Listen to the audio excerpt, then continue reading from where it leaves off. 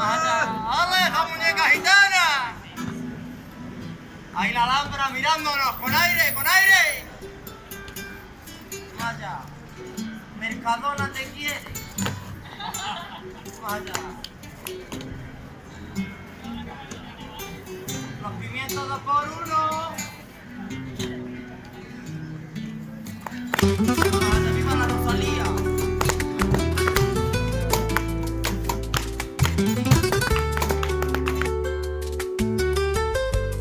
La nostra vacanza in Andalusia è cominciata con un lungo trasferimento in traghetto da Civitavecchia a Barcellona, per poi proseguire in camper fino a Granada, prima tappa del nostro viaggio.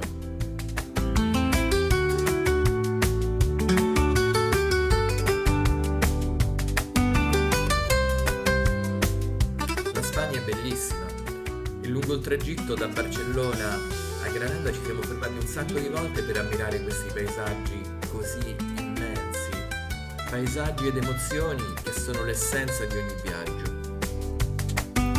È stato un viaggio breve, guidato solo dall'istinto, senza troppa attenzione alla pianificazione.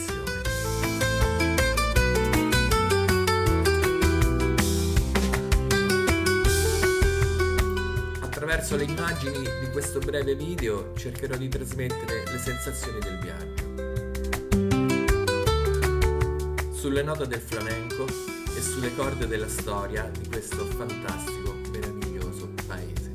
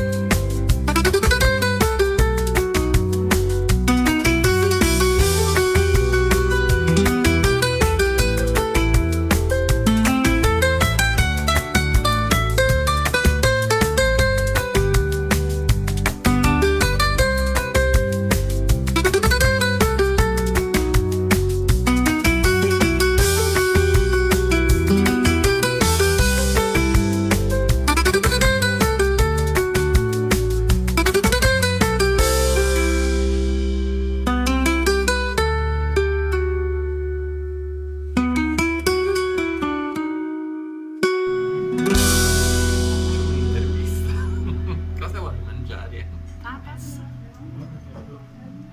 E non mi domandi bere? E bere? Vino blanco.